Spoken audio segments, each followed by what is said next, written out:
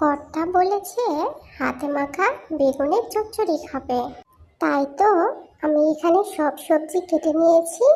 এর মধ্যে ছিল বেগুন, মূলা আর আলু। এরপর এখানে আমি মশলাগুলো অ্যাড করে দিয়েছি। কী কী দিয়েছি আপনারা তো দেখেছেন। তারপরে এটাকে ভালো করে হাত দিয়ে মাখিয়ে নিয়ে সামান্য একটু পানি দিয়ে চুলার উপর তুলে দিলাম। এরপর ছোট্ট একটা প্যানে তেল গরম করে নিয়েছি। তেল গরম করা হয়ে গেলে এখানে 4 পিস মাছ দিয়েছি আর সেগুলোকে একটু লাল লাল করে ভেজে নিব। ভেজে নেওয়ার পর সেগুলোকে তুলে নিলাম। আর এইদিকে বেগুনের চচ্চড়িটা সিদ্ধ হচ্ছে আর ওপর দিকে ভাত তুলে দিয়েছি। তরকারির পানি কিছুটা কমে গেলে এখানে ভাজা মাছ দিয়ে একটু জাল করলেই তরকারিটা একদম রেডি হয়ে যাবে।